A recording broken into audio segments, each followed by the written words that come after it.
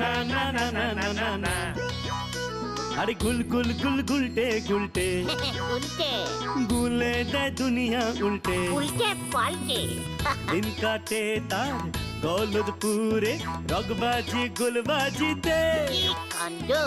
পাঁচু ভেন্ডি ঘটনা চালা তার সঙ্গীত তার কার সাজিতে। জ্বালিয়ে খেলে গুলের প্যাঁচে দিনকে করে সেরা। গুল গুল গুলটে গুল গুল গুলটে মামা জিন্দাবাদ। উল্টে মামা।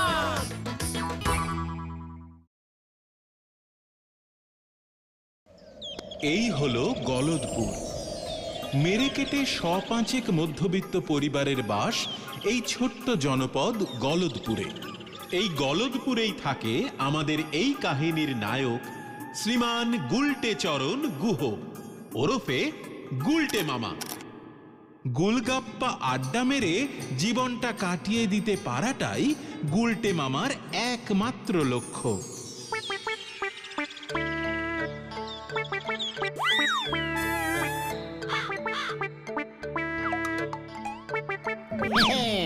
ঘটন পাঁচু, ইচ্ছে করলেই আড্ডা দেওয়া যায় না রে, আড্ডা মারতে জানতে হয়।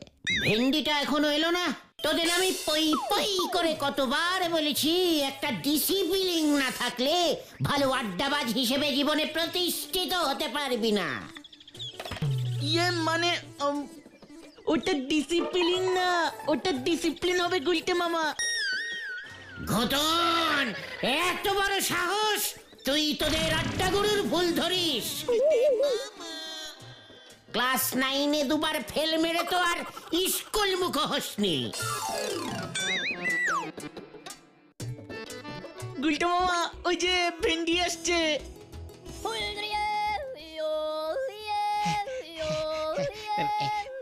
সরি সরি গুলটে মামা, একটু দেরি হয়ে গেল আর কি।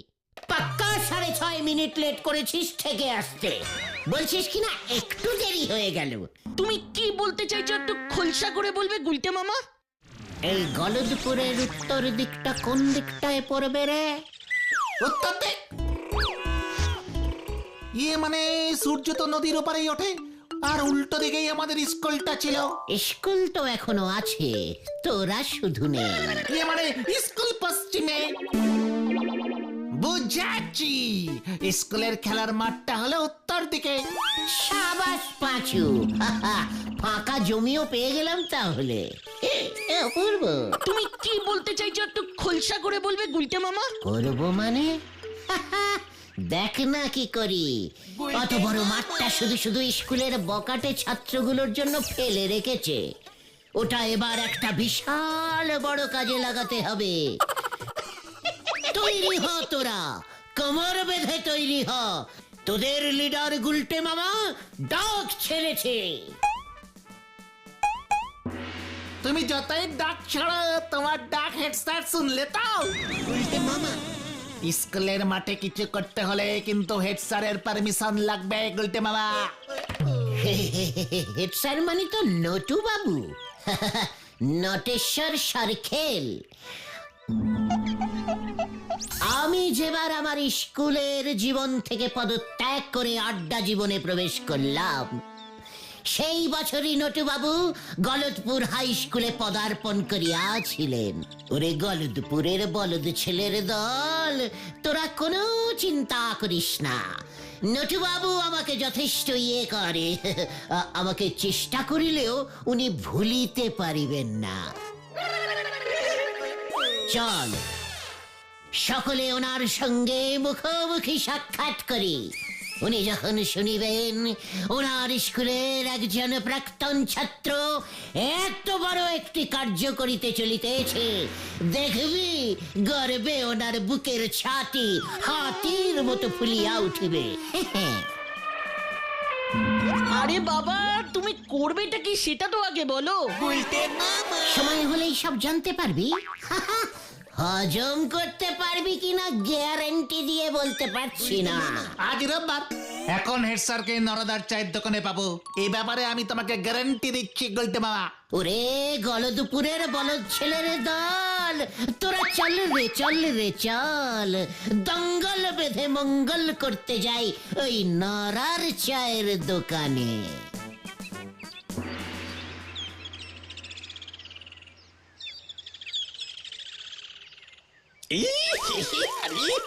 আরে বাপ রে বাপ, নোরা এটা কি? কেন স্যার, চা? তা চা কি চা পাতা দিয়েই করেছিস নাকি ঘাস পাতা দিয়ে? গে স্যার, দুবার ফুটিয়েছি তো। ছাগলের মূত্র হয়ে গেছে একেবারে। কি কাণ্ড, কি কাণ্ড! ইস স্যার, ছাগলে আমাদের স্কুলের মাঠের ঘাসগুলো খেয়ে খেয়ে শেষ করে দিচ্ছে। স্কুল মাঠটা যে এভাবে ছাগলের আন্ডারে চলে যাবে এ আমি স্বপ্নেও ভাবতে পারিনি স্যার। এই যে আরো বড় ছাগল এসেছে। মানে হ্যাঁ স্যার, ঠিকই ধরেছেন, বড় বড় ছাগল। একবার ভালো করে দেখুন স্যার, গরুর মতো সাইজের এক একটা ছাগল। সারাদিন কাজকর্ম করে না, শুধু ঘাস খায়। ছাগলগুলোর কি সাহস! আপনি থাকতে আপনার স্কুলের মাঠে ছাগল! কি সাহস আপনাকে না জানিয়ে ঘাস খায়! তাই বুঝি? বাসা, তা ছাগলের সাথে তোমার পার্থক্যটা কি? তা মতলব খানা কি? ঝেড়ে কাশো তো দেখি, সঙ্গে তো দেখি ছোট ছাগলগুলোও আছে। আপনার পায়ের ধুলো দিন স্যার, আশীর্বাদ করুন আপনার স্কুলের এই প্রাক্তন ছাত্র যেন সফল হতে পারে। এরেছে, তুমি সফল হলেই তো কেলেঙ্কারি। তা কি এমন মহাকার্য করতে চলেছ শুনি? স্যার, আমাদের এই গলদপুরে আমি আরো একটা হিমালয় পর্বত স্থাপন করব। হিমালয়? এই গলদপুরে হিমালয় স্থাপন? উজবুক, মস্করা করার আর জায়গা পাও না। মস্করা নয় স্যার, হিমালয়ের মতো ঠান্ডা মস্তিষ্কে আমি কথাটা বলছি। ভারতবর্ষের উত্তরে থাকবে মূল হিমালয়, আর গলদপুরের উত্তরে আমাদের এই স্কুলের মাঠে এবার থেকে থাকবে মিনি হিমালয়। বাজারের বরফকলে প্রচুর বরফ নষ্ট হয় স্যার। আমি বরফ কল থেকে বরফের চাই নিয়ে এসে বরফের উপরে বরফ, তার উপরে বরফ, একটার উপর একটা বরফের চাই সেট করে হিমালয় পর্বত তৈরি করে ফেলবো স্যার।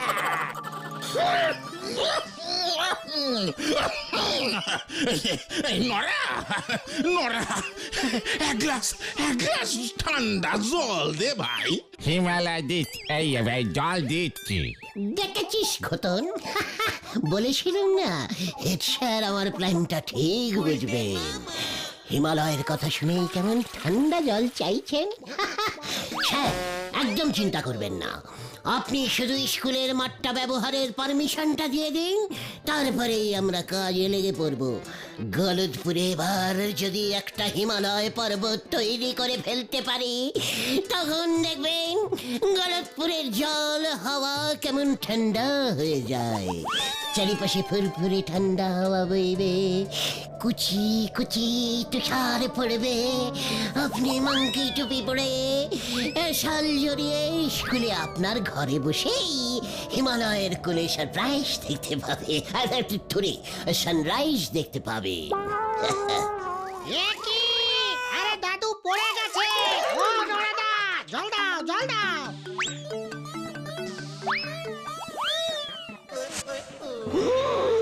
এরপরে আমাদের গলদপুরে জল কত সস্তা হয়ে যাবে, কলের আর প্রয়োজনই হবে না। কিভাবে গুলটে মামা?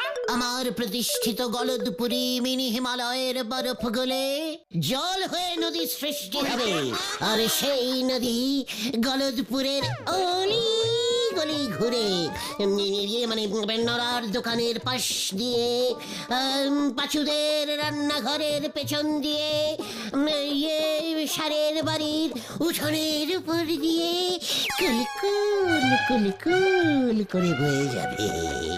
তখন হয়তো স্যার আপনি নৌকোতে চেপে চা খেতে খেতে স্কুলে যাবেন। আহা, কি মনোরম দৃশ্য। হরি বল, আর আমাদের চায়ের দোকানটার কি হবে? ওরে নোড়া রে, শীত পড়লে লোকজন এমনিতেই বেশি চা খাবে। তাছাড়া কত লোক যারা পয়সা খরচ করে আসল হিমালয় দেখতে যেতে পারে না, তারা এই গলতপুরের মিনি হিমালয় দেখে দুধের স্বাদ ঘোলে মেটাবে বলতো। সেই সব পর্যটকরা তো তোর চায়ের দোকানেই আসবে চা খেতে। জয় বাবা হিমালয় কি জয়। গুলটে মামা, স্যার কোনো কথা বলছেন না কেন? ও স্যার, স্যার, ও স্যার। স্যার, ও স্যার, স্যার। দেখেছিস ঘতন, গলতপুরে হিমালয় হবে শুনেই স্যার কেমন হিমালয়ান ঋষিদের মতন ধ্যানে বসে গেছে। এ কি, এই স্যারের ধ্যান না ভাঙলি আমি দোকান বন্ধ করব কেমন করে? স্যার, ও স্যার।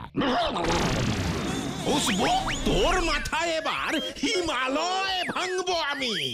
যা যা, চোখের সামনে থেকে দূর হয়ে যা, দূর হয়ে যা বলে দিলাম। হত সারা, গুলতানি মারার আর জায়গা পাও না, বলে কিনা গলদপুরে হিমালয় তৈরি করব। এই খেয়েছে, হিমালয় তৈরি হবে না স্যার। না,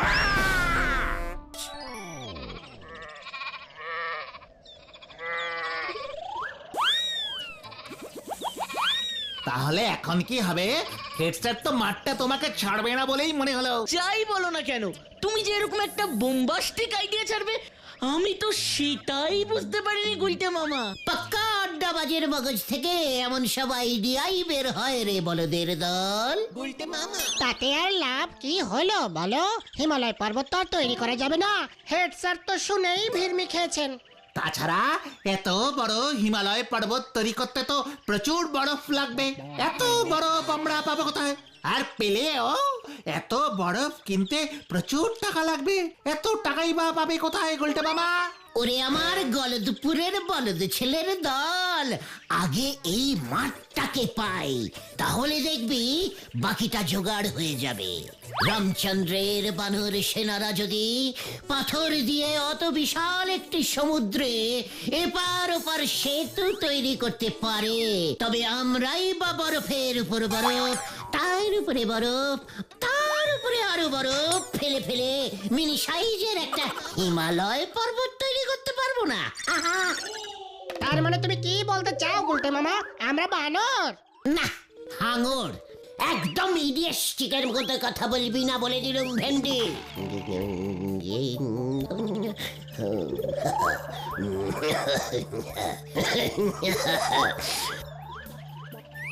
এই মাঠেই আমি স্থাপন করিব গলদপুরের মিনি হিমালয়, এই আমি প্রতিজ্ঞা করিলাম। আর স্যার, বড় বড় কাজে এমন ছোট ছোট বাধা অনেক আসবে রে পাঁচু। যাগে, তোরা এখন বাড়িতে যা। আজ রাতটা আমাকে ভালো করে ভাবতে দে। স্যারকে রাজি করানোর জন্য একটা জব্বর প্ল্যান বার করতেই হবে। হ্যাঁ হ্যাঁ, সেই ভালো। এখন তুমি বাড়িতে যাও, নয়তো পিসিমা আবার তোমাকে খুঁজতে বেরিয়ে পড়বে। আমরাও ঘরের ছেলে ঘরে ফিরে যাই। পিসিমা আজ লাউ চিংড়ি করবে বলেছিল। ভালো কথা মনে করেছিস পাঁচু, তোরা বাড়ি ফিরে যা। আগামীকাল সকাল ঠিক 9টায় গজাদার বাগানে গুপ্ত মিটিং কল করিলাম।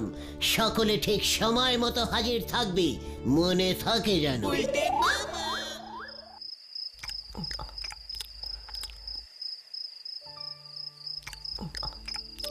এভাবে আর কতদিন চলবে বলতে পারিস গুলটে? তোর পিসে মশাইয়ের জমানো টাকা তো সব শেষ হয়ে আসছে। এবার তো কিছু একটা কাজকর্ম কর। আর বেশি দিন এভাবে চলবে না পিসিমা। একবারে শুধু হিমালয়টা তৈরি করতে দাও, তারপর দেখবে তোমার দুঃখের দিন শেষ। সারা পৃথিবী থেকে কতগুলো যে সোনার মেডেল পুরস্কার পাবো তা তুমি গুনেও শেষ করতে পারবে না পিসি। কি, তুই হিমালয় পর্বত তৈরি তৈরি করবি গুলটে? তোর বাপ মা যে কি জিনিস আমাকে দিয়ে গেছে তা যদি একবার ওরা দেখে যেত। তোর ঘাড়ে ভূত সত্যি সত্যি চেপেছে গুলটে। ওঝা ডেকে তোকে ঝাড়াতে হবে দেখছি এবার। কি কি কি কি কি কি কি বললে? ভূত? ইয়েস পিসিমা, ভূত। ভূত এবার সত্যি সত্যি চাপবে।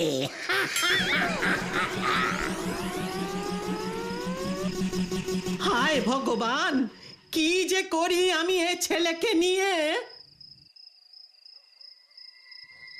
কাল সকাল হলেই ঘটনাদের প্ল্যানটা বলতে হবে। পিসিমা যে এমন একটা প্ল্যান বার করে দেবে এ আমি ভাবতেই পারিনি। ওই স্কুলের মাঠেই আবার হিমালয় তৈরি হবে। হবে হবে হবেই। আর আমার তৈরি হিমালয়ের সর্বোচ্চ চূড়ায় সর্বপ্রথম আমি উঠব। আমি আমি আমি উঠব।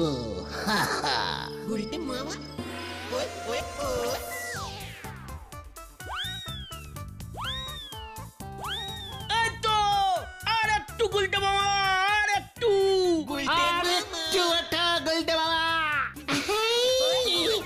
আমি আর পারছি না রে উঠতে। ওরে বাবা! পারবে পারবে গুলটে মামা পারবে। তোমার তৈরি হিমালয়ের চূড়ায় তোমাকেই প্রথম উঠতে হবে। এই স্লিপ কাটছে। এই গেলুম রে। ও বাবা! ওরে বাবা রে, গোবরটা বুঝি গেল রে। ওরে বাবা, আমি কি স্বপ্ন দেখলুম রে। ওরে বাবা!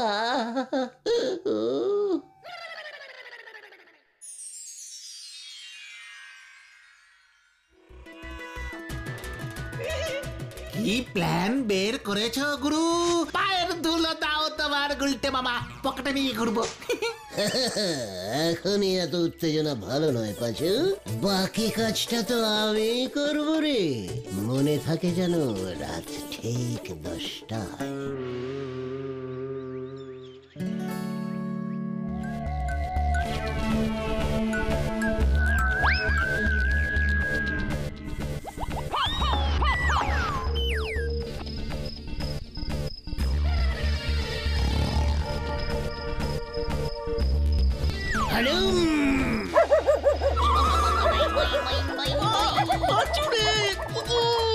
আমার মা। যা যা যা, ওই যে ওই যে ওই যে।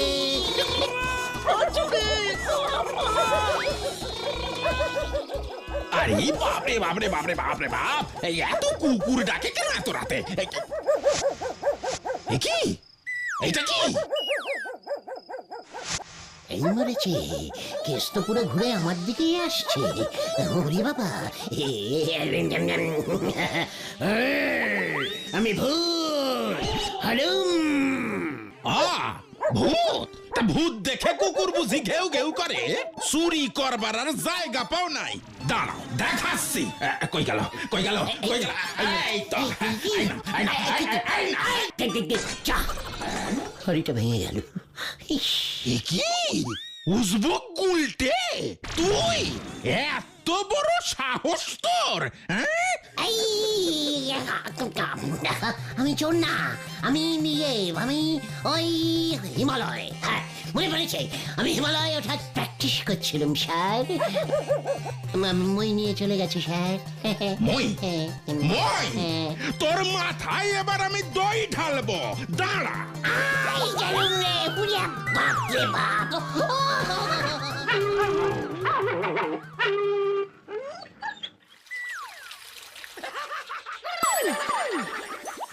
ওরে বাবা! বাঁচাও! বাঁচাও! বাঁচাও! বাঁচাইয়ে! বাঁচাইয়ে! ওরে বাবা! বাঁচাও! বাঁচাও! বাঁচাও! বাঁচাইয়ে! বাঁচাইয়ে! ওরে বাবা! ও মাগো! ও মাগো! তোরা যে এইভাবে আমার সাথে বিশ্বাসঘাতকতা করবি আমি বুঝতে পারিনি রে। আমায় আগায় তুলে মই সরিয়ে নিলি। কি করবো গুলটে মামা, ওই কুকুরটা এসেই তো সব গন্ডগোল করে দিল। আমি আর হিমালয় পর্বত স্থাপন করব না রে ভাইগণ। কেন গুলটে মামা, কেন আমাদের উপর রাগ করে? না রে ভাইটু, ওই কুকুরগুলোর জন্য। মানে সামান্য কুকুরের ভয়ে তুমি তোমার এত বড় একটা পরিকল্পনা বাতিল করে দেবে গুলটে মামা? ভয় না রে, ভয় নয়, ভালোবাসায়। মানে হ্যাঁ রে ভাইটুগণ, ওই কুকুরটার রাগের কারণ আমি বুঝতে পেরেছি। কি কারণ গুলটে মামা? আমি যদি এই গলদপুরে হিমালয় পর্বত তৈরি করি, তবে যে গলদপুরে সবসময় কনকনে ঠান্ডা থাকবে। মানুষরা মানে তোরা সবাই তখন শাল, কম্বল, সোয়েটার, মাংকি টুপি পরে থাকবি। কিন্তু ওই কুকুরগুলো, ওই নিরীহ কুকুরগুলোর কি হবে তখন, সে কথা কখনো চিন্তা করেছিস? না তো। দরকার হলে এই কুকুরগুলোকেও সোয়েটার পরিয়ে দেব আমরা। ওইখানেই তো ওদের আপত্তি রে। বাবা গো, উফ, খুব ব্যথা। কাল রাতে ওরা তো আমাকে সকলে মিলে ঘিরে ধরে যখন ওদের এই দুঃখের কথাই বলছিল, তখন আমি ওদের বলেছিলুম যে বিনামূল্যে আমি ওদের সোয়েটার উপহার দেব। কিন্তু ওরা তো কেউ রাজি হলো না। কেন? পাছে সোয়েটার গায়ে চাপালে ওরা যদি ভেড়া হয়ে যায়, সেই ভয়ে। জয় আমাদের আড্ডা গুরুর জয়। গুরুদেব পায়ের ধুলো দাও গুরুদেব। তাই তো এই অবলা কুকুরগুলোর জন্যই আমি আমার এই হিমালয় স্থাপনের মহান পরিকল্পনা বাতিল ঘোষণা করিলাম। কিন্তু কুকুরগুলো জানলো কেমন করে যে তুমি গলদপুরে হিমালয় পর্বত বানাতে চাইছো? ওরে গলদপুরের বলদ ছেলের দল, কুকুরের প্রাণ নয়, ঘ্রাণ শক্তি যে মারাত্মক তা তোরা জানিস না? হ্যাঁ জানি তো, তাতে কি? আমার গা দিয়ে যে হিমালয় পর্বতের সোদা সোদা ঠান্ডা ঠান্ডা গন্ধ বেরোচ্ছিল, সেটা ওরা আগেই টের পেয়ে গেছে।